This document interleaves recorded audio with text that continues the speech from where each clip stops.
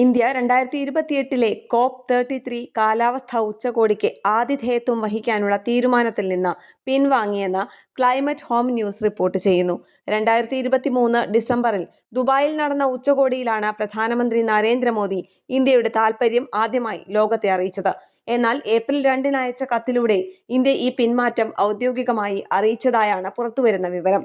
2028 മറ്റു ഉത്തരവാദിത്വങ്ങൾ പുനഃപരിശോധിച്ച ശേഷമാണ് ഈ തീരുമാനമെന്ന് പരിസ്ഥിതി മന്ത്രാലയത്തിലെ ഉദ്യോഗസ്ഥനായ രജത് അഗർവാൾ ഏഷ്യ പസഫിക് ഗ്രൂപ്പിനെ അറിയിച്ചു.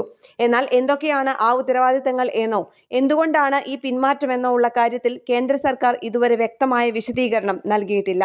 നിലവിൽ ഈ വാർത്തയോട് സർക്കാർ പരസ്യമായി പ്രതികരിച്ചിട്ടില്ലെങ്കിലും ക്ലൈമറ്റ് ഹോം ന്യൂസ് പുറത്തുവിട്ട കത്ത് ഈ പിന്മാറ്റം ശരിവെക്കുന്നു. അടുത്ത വർഷങ്ങളിൽ നടക്കാനിരിക്കുന്ന കാലാവസ്ഥാ ഉച്ചകോടികളിൽ ബ്രസീൽ, തുർക്കി, എത്യോപ്യ തുടങ്ങിയ രാജ്യങ്ങൾ ആതിഥേയത്വം വഹിക്കുന്നുണ്ട്. UN പ്രാദേശിക ഗ്രൂപ്പുകൾക്കിടയിൽ നിന്നുള്ള ആതിഥേയത്വ ചുമതലയിൽ 2028 ഏഷ്യ പസഫിക് ഗ്രൂപ്പിനാണ് ഊഴം. ഇന്ത്യ പിന്മാറിയതോടെ ഈ മേഖലയിൽ നിന്ന് ഇപ്പോൾ ദക്ഷിണ കൊറിയ മാത്രമാണ് ആതിഥേയത്വത്തിനായി താൽപര്യം പ്രകടിപ്പിച്ചിരിക്കുന്നത്.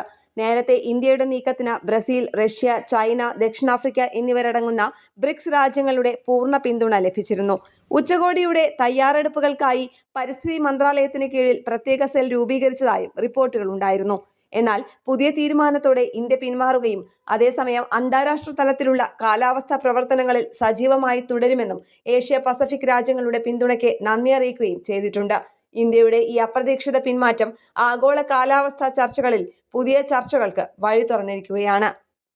നാഷണൽ ഡെസ്ക്, കേരള പ്രണാമം.